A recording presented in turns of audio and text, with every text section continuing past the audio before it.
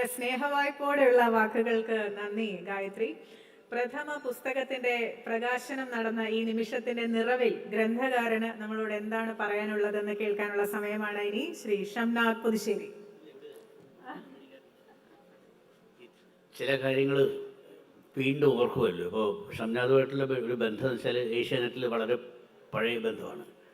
അദ്ദേഹത്തിൻ്റെ അദ്ദേഹത്തിന് തന്നെ ഇതിൻ്റെ പേരാണ് വിശ്വസിച്ചാലും ഇല്ലെങ്കിലും, പക്ഷെ വിശ്വസിച്ചേ മതിയാവും. 2008, 2009, 2010 തുടർച്ചയായിട്ട് 3 വർഷം അടുപ്പിച്ച് ഹാട്രിക് നേടിയ ആളാണ്. ഡോക്യുമെൻ്ററിയിൽ അവാർഡും നേടിയ ആളാണ്. അദ്ദേഹത്തിൻ്റെ ആദ്യത്തെ ഞാൻ കണ്ടത് കണ്ണുനീരിൻ്റെ ഗന്ധം. അതെന്നെ വല്ലാണ്ട് സ്വാധീനിക്കാൻ മറ്റൊരു കാര്യം വെച്ചാൽ, ക്ലാസ്മേറ്റ്സിൽ ഞാനൊരു പാട്ട് എഴുതി. ഒരു സാധാരണ സൗന്ദര്യമില്ലാത്ത പെൺകുട്ടികൾക്ക് ഒരു ആണിനെ ഇണയെ കിട്ടുമോ പ്രേമിക്കാൻ? ഇല്ല. ഒരു പെണ്ണിനോട് ചോദിച്ചതാണ്, സുന്ദരന്മാരുടെ പുറകെ പോവും, സുന്ദരിമാരുടെ പുറകെ പോവും, ഞങ്ങളെപ്പോലത്തെ സൗന്ദര്യമില്ലാത്ത ഒത്തിരി പല്ലുപൊങ്ങിയ കുട്ടിക്ക് എങ്ങനെ? പക്ഷെ ഞങ്ങൾക്കൊരു ഇഷ്ടമുണ്ട്.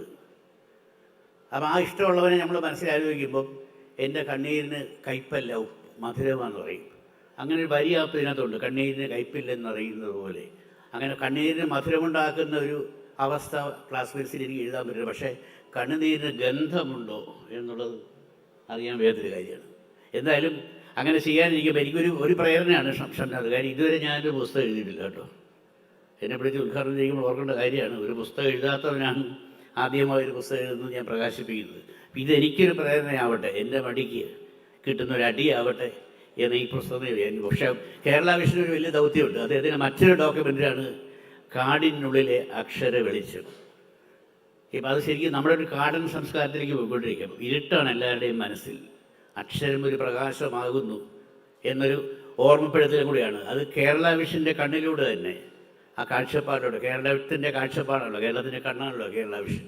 അതിലൂടെ തന്നെ ഈ അക്ഷരം പ്രകാശനം ചെയ്യുമ്പോൾ അത് സമൂഹത്തിലുള്ള മറ്റൊരു വെളിച്ചമാവട്ടെ എന്നുകൂടി ഞാൻ ഓർക്കുന്നു.